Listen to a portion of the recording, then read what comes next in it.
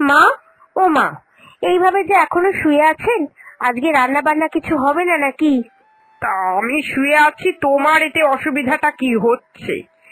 বাজার টাজার তো সব রান্নাঘরে রাখাই আছে, যাও রান্না করো গিয়ে। কি বাজার রাখা আছে? ওই তো দেখলাম, লাউ, ভেন্ডি, উচ্ছে, মূলো। সব সময় কি সবজি খেতে ভালো লাগে? আজকে কোনো মাছ হবে না? না, খোকা তেমন টাকা পয়সা দিয়ে যায়নি, এই টাকায় সবজি হয়, তাই আজকে শুধু সবজি ভাতই রান্না হবে। কি এমন ছেলেকে জন্ম দিয়েছেন, কুঁড়ের ভাতের হাড়ি পুরো, কাজেই যেতে চায় না। ওহ, আমার আর এই রোজ রোজ সবজি ভাত, আলু ভাতে ভাত এইসব খেতে ভাল লাগছে না।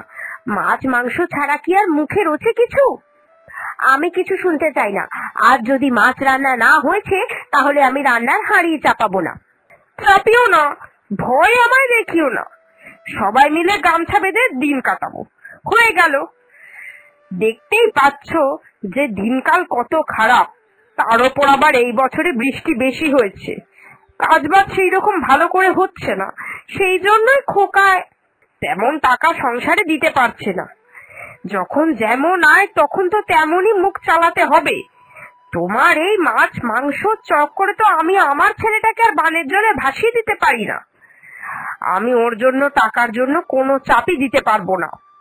ছেলের যখন মুরত নেই, তাহলে ছেলেকে বলেছিলেন কেন বিয়ে করতে? ভাল লাগে না, আমার জীবনটা পুরো ভাজা ভাজা করে দিল। আপনার ছোট ছেলের ঘরে গিয়ে দেখুন, কি সুন্দর বউকে ভালো মন্দ খাওয়াচ্ছে। আজ তো ইলিশ মাছ রান্না হচ্ছে, আমি মাছ ধোয়ার সময় দেখেছি।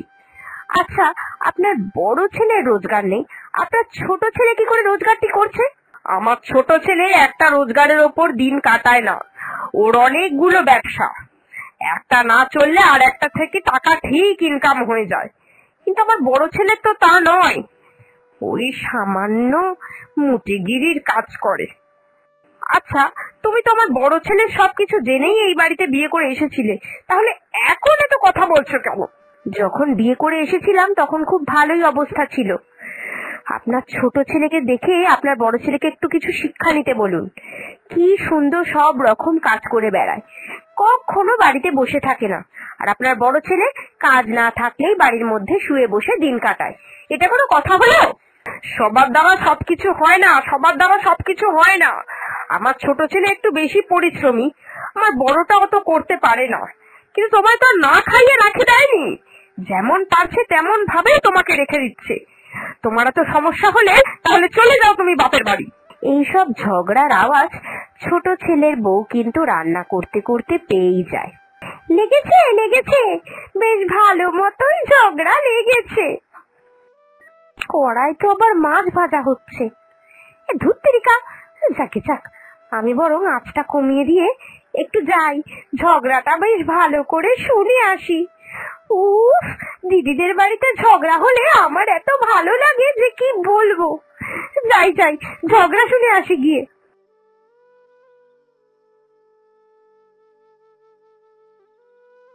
সত্যি আপনার ছোট ছেলেটা বড্ড গুণের। আমার ছোট দেবরের মতো যদি আমার বরটা একটু হতো তাহলে খুব ভালোই হতো। সেই ঈশ্বর, কেন একই মায়ের পেটে তুমি দুই রকম ছেলে জন্ম দিলে? আমি আর এই বড়টার সঙ্গে সংসার করতে পারছি না। কি এসব দিদি কি বলছে? ভাগ্যিস আমি ঝগড়া শুনতে এসেছিলাম। দিদির এখন নজর পড়েছে আমার বরের উপরে। দেখাচ্ছি দেখাচ্ছি মজা। এরপর রেগে মেগে ছোট বউ গেল সেই বড় বউয়ের ঝগড়ার মাঝখানে। এই দিদি, এই এসব কি কথাবার্তা গো তোমার? ঝগড়া করছো, ঝগড়া করো, শাশুড়ি বৌমা চুলোচুরি করে মরো, যা ইচ্ছা করো, আমার দেখার কোনো দরকার নেই। কিন্তু আমি শুনতে পেলাম তুমি নাকি আমার বরের দিকে নজর দিচ্ছ। যে আমার বর একটু ভালো মন্দ খাওয়াচ্ছে, আমায় একটু ভালো টাকা রোজগার করছে, অমনি তোমার নজর পড়ে গেল বলো আমার বরের দিকে? ওইটুকুই পারে তোর বর, সামান্য একটু রোজগারটাই ভালো করে। কি এমন দেখতে রে, কালো পেট মোটা বর, ওর দিকে আবার নাকি নজর দিতে হবে? শোন, তোর বরকে আমি ভাইয়ের চোখে দেখেছি, বুঝেছিস? ভাইয়ের চোখে। বেশি সন্দেহ করিস না নিজের বরকে নিয়ে। আর কাকেই বা বলছি, যাদের মন ছোট তারা তো সন্দেহ করবে, বলে আর কি বা হবে।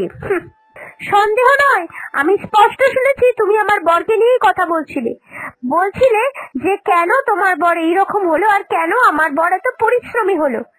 শোনো, আর কোনো দিন যদি আমার বরের দিকে নজর দিয়েছো বা তোমার ওই কুনজরে আমার সংসারে যদি অশান্তি লেগেছে, বলে দিলাম তোমার এই চোখ কিন্তু আমি গেলে দেব। কি, যত বড় মুখ নয় তত বড় কথা, তুই আমার চোখ গেলে দিবি? দাঁড়া, দেখাচ্ছি তোকে মজা। এরপর দুই বউ মিলে আরো বেশি অশান্তি শুরু করে দিল। তাদের শাশুড়ি তো কোনো রকমে ধমকে ধামকে তাদের ঠান্ডা করলো। ঠিক আছে, অনেক হয়েছে। যাও ছোট বৌমা, যাও, তুমি তোমার ঘরে ফিরে যাও। আমি বড় বৌমাকে সামলে নিচ্ছি। দয়া করে আর পায়ে পা লাগিয়ে তোমরা দুজনে মিলে এরকম ঝগড়া করো না। আমার বাড়িটা মোটেই এমন ছিল না। দুই ভাই কি সুন্দর মিলেমিশে থাকতো। যবে থেকেই তোমাদের দুই বউ বাড়িতে এসেছে তবে থেকে শুধু চুলোচুলি লেগেছে। যাও, যে যার নিজের কাজে যাও। শুধুমাত্র মায়ের কথা শুনে তোমায় আজকে ছেড়ে দিলাম, না হলে দেখিয়ে দিতাম আমি কোন বাড়ির মেয়ে আর আমার গায়ে কত জোর। ও, শুধুমাত্র তোর গায়েই জোর আছে আর আমার গায়ে কি জোর নেই নাকি? আমি কি রুগী মানুষ? তুই আমার জোর দেখাতে আসলে আমিও ছেড়ে কথা বলতাম না, বুঝলি? যা ঘরে ফিরে যা। সেই দিন রাত্রিরে প্রচন্ড ঝড় বৃষ্টি হলো। ঝড় বৃষ্টি হওয়ার জন্য চারিদিকে একেবারে কর্দমাক্ত অবস্থা। পরের দিন সকালবেলা যখন ছোট বউ বেরোলো, তখন কাদায় পা পিছলে একেবারে পড়ে সারা গায়ে কাদাময় মাখামাখি। এই দেখে, ঠিক হয়েছে, একদম উচিত শিক্ষা পেয়েছিস তুই। আমায় দেখে তুই বড্ড হাসাহাসি করছিলিস না? এখন দেখ ভগবান তোকে কেমন শাস্তিটা দিল। আমায় দেখে এত হাসাহাসি করো না গো দিদি ভাই। আমি আজকে কাদায় পড়েছি, ভুলে যেও না। তোমার উঠোনেও কিন্তু কাদা হয়েছে। আমাকে দেখে হাসাহাসি করলে ভগবান দেখবে তোমাকেও কাদার মধ্যে ফেলে দেবে। আমি তো আর কোনো পাপ করিনি যে ভগবান আমাকে কাদার মধ্যে ফেলে দেবে। আজে বাজে কাজ এইসব আজে বাজে লোকজনদের সঙ্গেই হয়, বুঝেছিস তো? সকাল সকাল উঠে ভালোই একটা ফ্রির সিনেমা দেখতে পারলাম। আমায় দেখে হাসলে তো? দাঁড়াও, দেখাচ্ছি মজা এবার। এই তুই গরুটা এইরকম আমার উঠোনের দিকে করে বেঁধেছিস কেন রে? গোবর ফেলে একেবারে ছড়াছড়ি অবস্থা। কেন করিস তুই এইরকম? এইবার এগুলোকে পরিষ্কার করবে বল দেখি। আমি তো গরুটা ঠিক জায়গাতেই বেঁধেছি। গরু যদি এখন নিজে হেঁটে হেঁটে তোমার উঠোনের দিকে চলে যায় তাহলে কি বলবো বলো তো? আর যেহেতু তোমার উঠোনে গোবর পড়ে রয়েছে, তাহলে ওই গোবর তোমাকেই পরিষ্কার করতে হবে গো দিদি ভাই। শয়তানি করে তুই এইরকম বড় দড়ি করে গরুকে বেঁধেছিস। জানতিস যে ঠিক গরুটা আমার দিকে চলে আসবে আর আমার উঠোনটাই নোংরা করবে, তখন আমাকেই পরিষ্কার করতে হবে। তোর পিটি পিটি এত শয়তানি রে ছোট।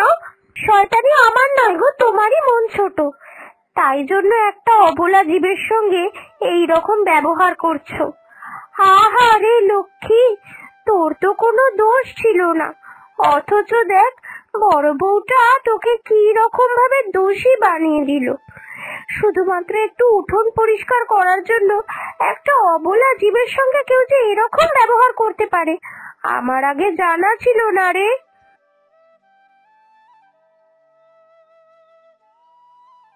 আগে যদি জানতাম তাহলে তোকে এখানে বাঁধতামই না। তোকে আমি ভাবলাম মাঠের একটু ভালো ঘাস পাতা খাওয়াবো, যাতে তোর স্বাস্থ্য ভালো থাকে, তাই তো এখানে বাঁধলাম। আর দেখ, এইসব বাজে মহিলা তোর ভালো সহ্যই করতে পারছে না। এই যে ছোট বৌমা, এরা ইলিশ মাছ। আজকে তুমি যা টাকা দিয়েছিলে তাতে এই মাছটাই হয়েছে। বাবা, আজকে তোদের ইলিশ মাছ হচ্ছে রে ছোট? বাহ, খুব ভালো। অনেকদিন হলো মায়ের ভালো মন্দ খাওয়া হয়নি। 1 মাস আমাদের এদিকে থেকে তো মাকে শুধু আলু ভাতে ভাত ছাড়া কিছুই দিতে পারিনি। ভালো ভালো খাওয়া রে খাওয়া। তোকেই গোবরের জন্য আর আমার সঙ্গে ঝগড়া করতে হবে না। সত্যি তো লক্ষ্মী একটা অবলা জীব করে ফেলেছে নোংরা, আমি না হয় পরিষ্কার করে দেব। বাবা গো বাবা, এতক্ষণ তো ঝগড়া করছিলে, যে ইলিশ মাছটা দেখে নিলে অমনি ঝগড়া শেষ। কি মনে করছো, ঝগড়া না করে আমার সঙ্গে ভালো ব্যবহার করলে আমি তোমায় এক টুকরো ইলিশ মাছ খেতে দেবো, তাই তো? কিরকম কথা শোনাচ্ছে দেখো। খাবি ইলিশ মাছ? খা না খা, আমি তো জানি তোরা আমায় না দিয়েই খেয়ে নিবি। খা খা, আর কি যারা যারা ইলিশ মাছ খাবে না তাদের সবার পেটে ব্যথা হবে, এই আমি অভিশাপ দিলাম। চুপ করো ছোট বৌমা, এসব তোমার কি কথাবার্তা? তোমার স্বামী একটু 2 পয়সা বেশি রোজগার করে, একটু ভালো মন্দ খাও বলে ধরাকে সরা দেখছো, যাকে যা পারছো তাই বলছো। তোমরা এই 2 বউ মিলে ঝগড়া করে আমার সুখের সংসারটাকে আলাদা করে দিলে, আমাকেও ভাগের মা বানিয়ে দিলে। 1 মাস বড় ছেলে তো 1 মাস ছোট ছেলে। তোমরা কি মনে করছো যখন আমি বড় ছেলের বাড়িতে ভালো মন্দ খাই, আমার ছোট ছেলের বাড়িতে শুকনো ভাত হয়, আমার কি মনটা পড়ে না? মনটা পড়ে, আমি সেই ভালো খাবারটা মুখে তুলতেই পারি না। আবার যখন ছোট ছেলের বাড়িতেও এরকম হয়, তখন আমার বড় ছেলের জন্য মনটা কাঁদে। শুধু শুধু তোমাদের ঝগড়া অশান্তির মধ্যে ওদের 2 ভাইয়ের সম্পর্ক আর আমি নষ্ট হয়ে গেলাম, আমার সংসারটা ভেঙে গেল। কেন গো, তোমরা কি একটু ভালোবেসে মিলেমিশে থাকতে পারলে না 2 বউ মিলে? তোমাদের এত কিসের জ্বালা গো? সকাল থেকে রাত্রি সারা দিন শুধু মুখ দেখলেই ঝগড়া। সেই জন্যই অতিষ্ঠ হয়তো আমি আলাদা করে দিলাম। এখন আলাদা করেও শান্তি নেই, সেই ঝগড়াই করছো তোমরা একে অপরের সাথে।